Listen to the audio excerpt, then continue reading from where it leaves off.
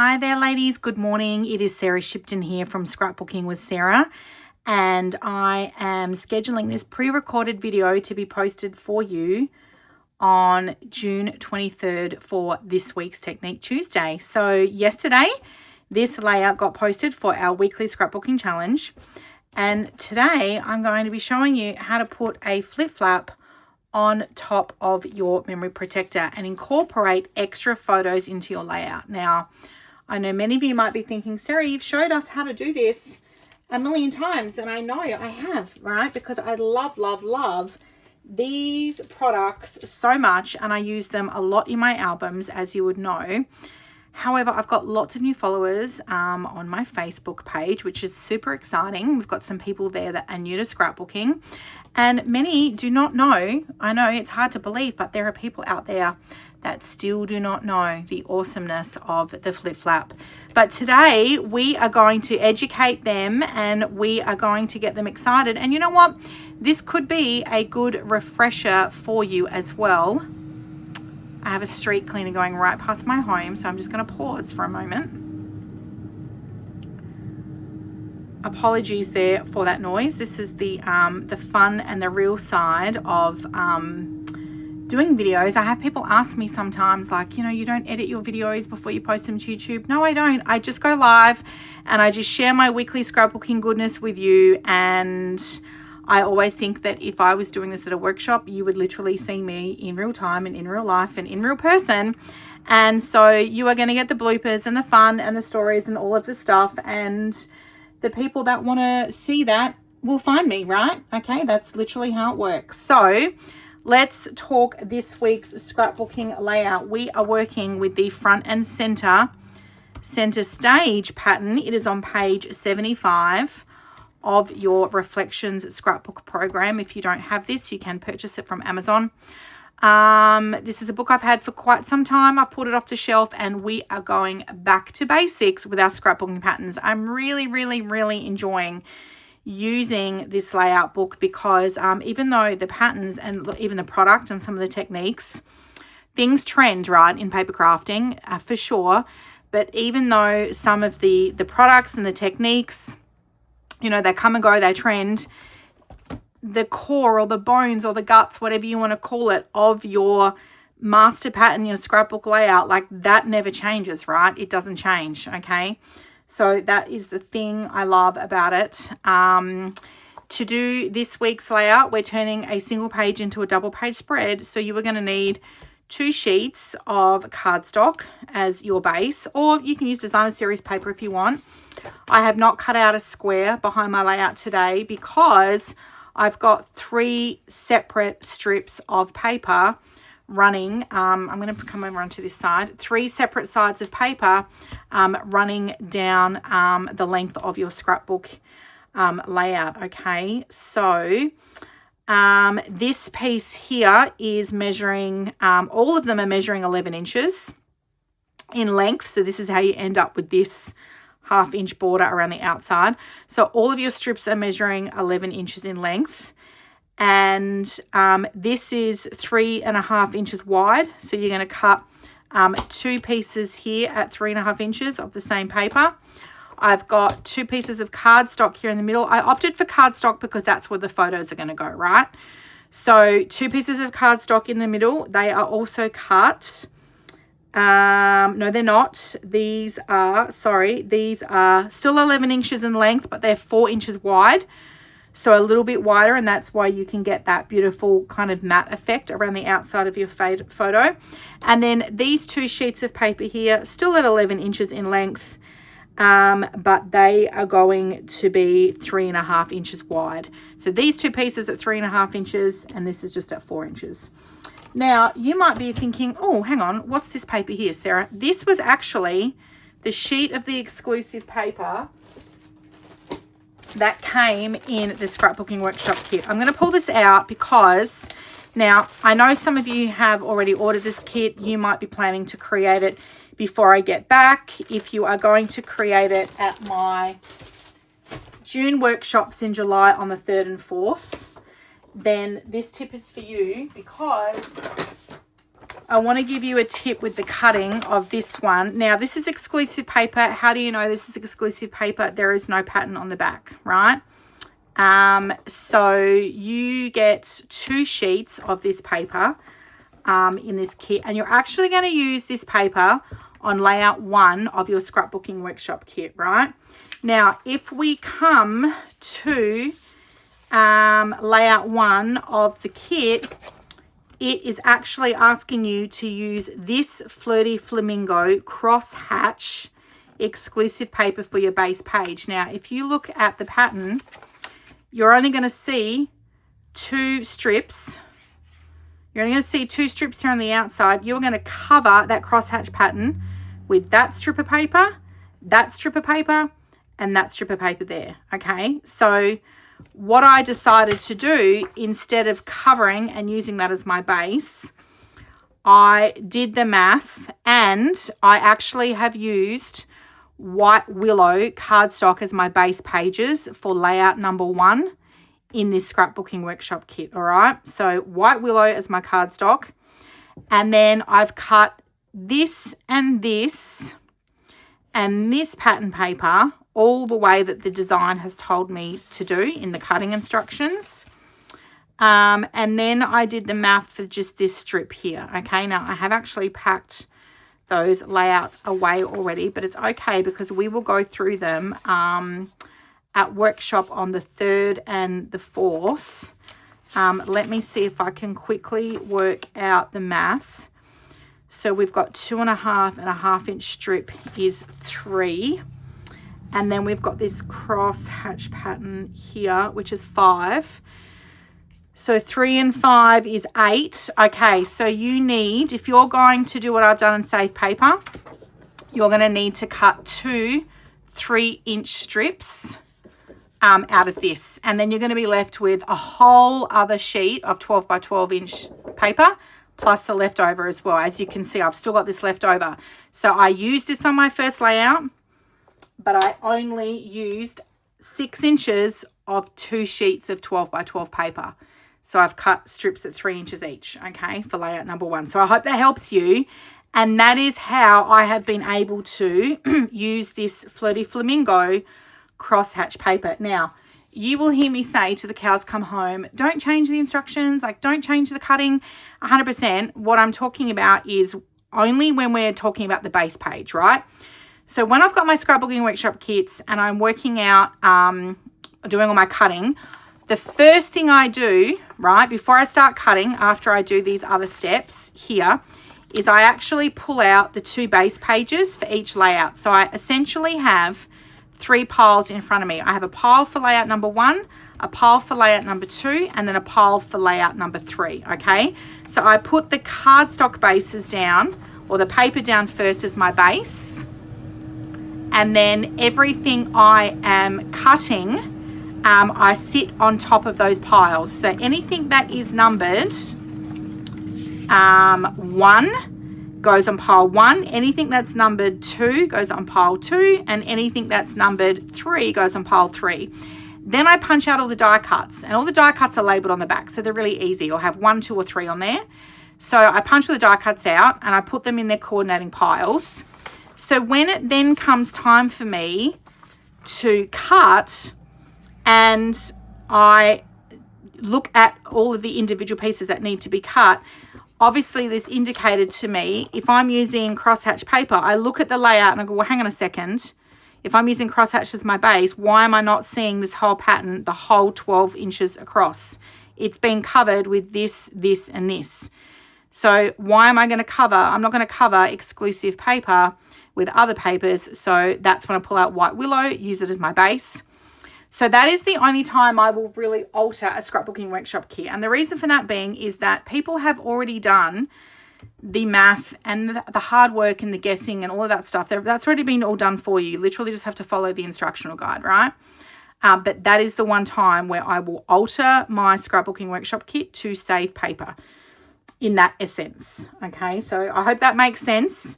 And I can certainly walk you through that in person at my workshops on July 3rd and 4th.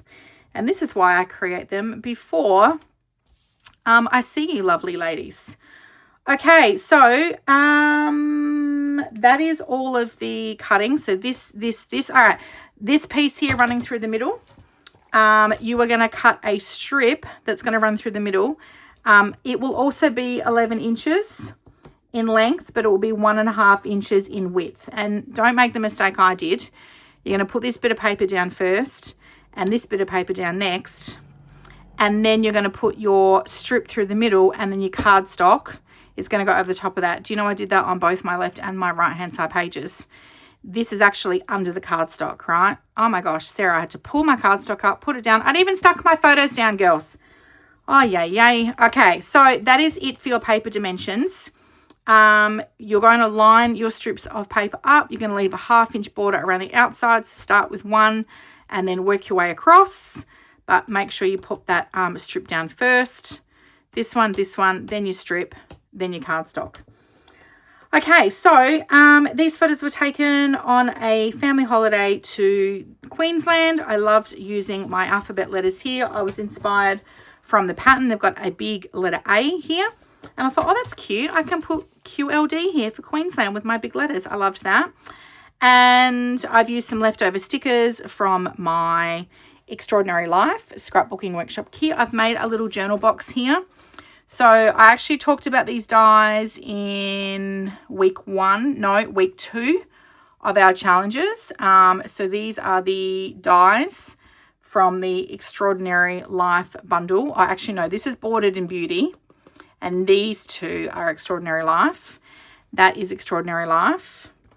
And Extraordinary Life, and then I've just used some leftover stickers. I've used all my stickers now for the Scrapbooking Workshop kit. I don't even have the remainder to show you because I've actually thrown the leftover carrier sheet in the bin. A little 3x4 inch journal box. I've ruled my lines at 1/4 inch. This sticker was left over from my layouts, and I've just popped that up with some 3D Stampin' Dimensionals. And then I put a flip flap on top. So I want to talk to you about the photo dimensions, and then we're going to demonstrate the flip flap to you. Last week, the photo dimensions were different, and they are different again this week. They're the same measurements, 5 by 3.5, but they're running vertically. Last week I did a layout. We had the 3 strips going this way, and we had the photos here and the photos here. This week, the photos are front and center stage, but it is the photos that is running through the middle of your layout. So these 3 photos, and in fact that one as well, all of these 4 photos, I have cut them at 5 inches in length and 3.5 inches in width. And then I've aligned them on my Real Red 2-tone cardstock. This is one of the coordinating colors that go with the Extraordinary Life Suite collection. And on the bike ride here, we went a little bike ride. Obviously, we've got the colors in the bikes. We've got this beautiful artwork at Miami Beach, which is south of Surfers. We were in a COVID lockdown, but we were allowed to exercise. So what did we do? We hired e-bikes. Actually, they're not e-bikes. They're Lime bikes. But they go fast. They're not as fast as e-bikes. Well, they are an e-bike, but they're just not like those ones that like really zip along. You still have to pedal, right? So I wanted to use these 2 photos as well, but I couldn't cut. I look at my photos and I'm like, right, which are the ones that could be cut down smaller? Which are the ones that have got the excess or the waste of the space in them and I can take stuff out? This photo I would not have been able to cut because I would have lost like, you know, 1/4 inch here or dry space. I'm already off here with my selfie. And of the 2 landscape photos, this was the one that had waste of space I could crop down. So I've left these 2 4x6 and I've put them in a flip flap, and they're on top of my memory protector, and I've aligned it so the photo is actually, or the flip flap, sorry, is in line with the bottom of my memory protector. So you can still see a little bit of the red border coming out there. Okay, so that's super fun. So for today's technique, I'm going to show you how to put a flip flap on your memory protector, and to do so in real time, you are going to get a sneak peek of next week's layout, which is the last layout for June, and this is week 5.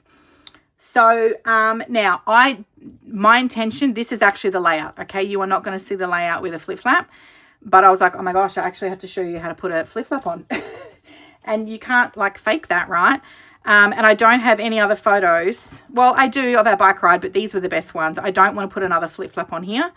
So I was like, okay, for the purpose of this Technique Tuesday and showing you how to do this, I need to, and I had plenty of photos, girls, from this sunset cruise that I did with Kayla in 2021. I'm not going to talk through this in too much detail because you'll hear me do that for next week's video. These were all the photos I wanted to use. They're not in a memory protector because there's no flip flaps. These were the best ones I had left over.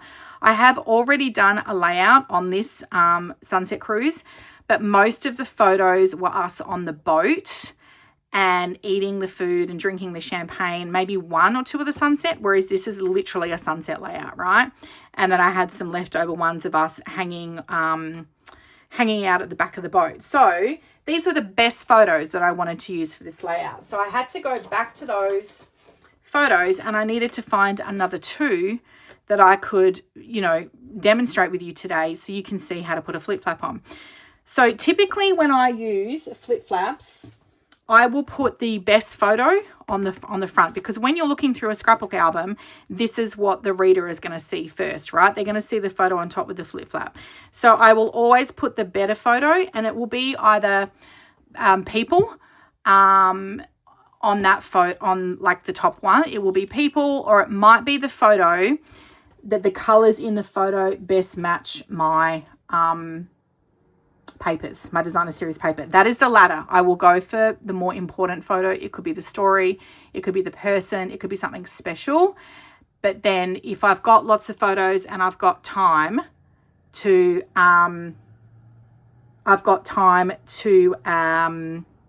think about that, then sorry, I just got a little distracted then. Where am I going with this? Okay, so the best photo goes on the front with the flip flap, and it will be the most important photo, or it's going to be photos that will complement the colors in my designer series paper. So in this case, these are the best photos. I've picked another two of the next best. So this is my culling process, right? Now, I went with these photos because it's me and Kayla. She's smiling, looking beautiful. This is one of her looking out at the sunset. So I preferred those three over this one, but for the purpose of this, I'm going to show you how to do that. I probably wouldn't put another sunset photo on top with my flip flap, so I would put a person photo on top, but as you can see, that is the better photo of these two. So this would have gone on the flip flap on top of the memory protector, okay? I hope that makes sense with my thought process there. Alrighty, so let's grab, I need my paper trimmer. So I'm going to bring my paper trimmer in here, and I need to cut this photo. I need to cut both of these photos down. I'm going to put it over the top of this photo, and it's going to be 4x4, okay? So I'm going to cut this photo down. Now, I actually thought about this before when I was cropping my photo. I'm going to take out this bit of the bottom of the catamaran because I don't really need it. So I'm going to cut that out because that looks much better now. And then I'm going to line that up at the 4. And then I'm going to cut here. Okay, so you can see that that's already altered the photo. And then this here, I want the sunset. So you can see I've got these sunset photos. That sun's on the left, that sun's on the right. I went with that photo because I thought it was better. And I wanted the sun, oh, I can't really see that, sorry. I wanted the sun on the left because it's on the left-hand side of the page. And it's just, you know, the way that I think. So I'm going to put that straight in at the 4 inches, and I'm going to cut that. And so now I've got these two photos that are 4x4 inches. Okay. Now I know it's going to go here. I'm going to put that photo on top because I think all those suns together is just like a little bit of overkill. I'm not going to lie. And look at where the horizon is. Like, oh, it doesn't match up. That might like, oh, it could. But I'm going to put Kayla on top with the flip flap. So I'm going to bring my flip flaps in. Now, these come in 4 sizes. You can buy them in 4x6 inches. You can buy them in 4x4 inches, 3x4 inches, and then 3x3 inches. Okay. So I need a 4x4 inch flip flap. Let's take these ones out. As you can see, I have one of each pack on hand. And I keep these in stock too in my cash and carry because you need to have flip flaps in your life. Okay, so you can see here that the flip flap, they all come in 10 packs. 12 packs. And then you can see that the adhesive strip is on the edge of your flip flap. Now, let's put this in a memory protector first and foremost. I've got a memory protector right here. So let's put that in the memory protector first of all, like so. And okay, now I want to think about which way I want my flap to flip. So typically what I would do if my flip flap is going to go here, I would flip it so it goes out, right? So I would stick the adhesive strip here, and then it's going to flip out that way. Okay, now the beautiful thing about this being a square photo is I could put it on this side and come back that way, but I typically will do it that way because then it's open and you're seeing both of these photos underneath. I'm not going to cover that photo with the flip flap as such. I could put it this way and I could flip it up, which would also be fun to do, okay, because nothing's going to get covered there.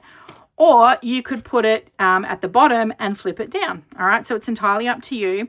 Now, the one tip I will give you, let's say I was to put these two photos, I'm going to stick them back to back like that. If I've got my flip flap and I want it to flip up, I want to show you what that looks like. I've just put these two photos just back to back. They're the right way up.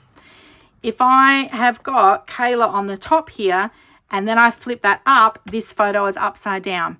So if you are going to flip upwards, you need to think about what that's going to look like. So what I will do, the photo that I want on top, I will flip it up and then I put my adhesive on the back and then I get this photo the right way up and then I will stick that down like so. Okay, now I do like to stick my photos back to back because I don't like them flipping around or sliding around, because they will slide around in your scrapbook album, right?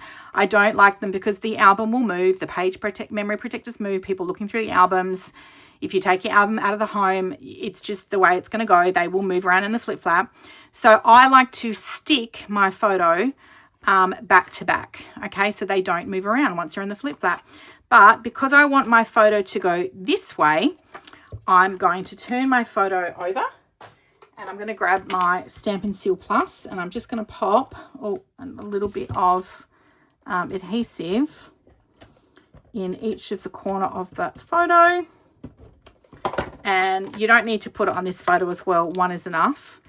And then I am just going to line this up, and you can see I'm going to just line that up from the bottom of the photo. Now, if I've cut my photos properly, I don't usually, or if I line them straight, I won't have a white edge. Sometimes I do end up with a white edge. And I think, how on earth did that happen? But that is stuck now back to back. So then I want to think about, right, this is going in my flip flap. So my photo is going to slide in. So I slide it in first of all, and then this open flap here, this adhesive strip is designed to close over behind it. And then it kind of like seals this area so your photo can't actually slide out.